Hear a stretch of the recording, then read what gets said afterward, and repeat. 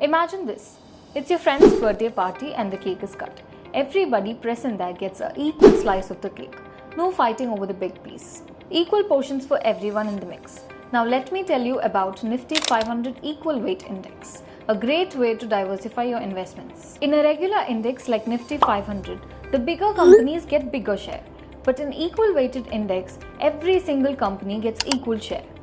So your money isn't just riding on the bigger giants, but equally spread across all 500 companies. Here's the interesting part.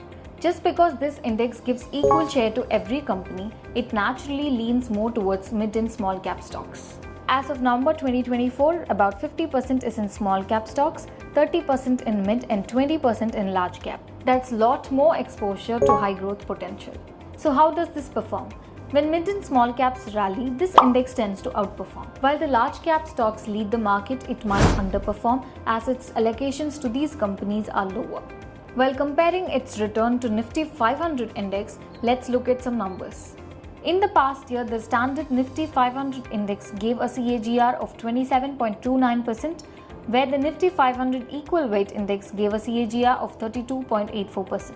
In over 5 years, Nifty 500 gave a CAGR of 19.47%, while the Equal Weight Index gave a solid CAGR of 27.87%. And since inception, 12.70% versus 15.99%. That's consistent outperformance. But we also know that there is another option to diversify our funds, that is multi-cap funds. How is this different from that? Equal Weight Index is passive. No fund manager picks favorite. Every company gets an equal share. Whereas multi-cap funds are actively managed where 25% goes to large, mid and small caps. So, if you like rules-based approach with a tilt towards smaller companies, then Equal Weight Index might be for you. Now the big question, how can you invest in it? Well, there is no ETF yet. But you can choose Nippon India Nifty 500 Equal Weight Index Fund. This fund was launched in August 2024 and is managed by Himanshu Mangi and has a low expense ratio of 0.35% with SIP starting from just Rs 100. So, if you want to diversify beyond the big names, then this could be worth exploring.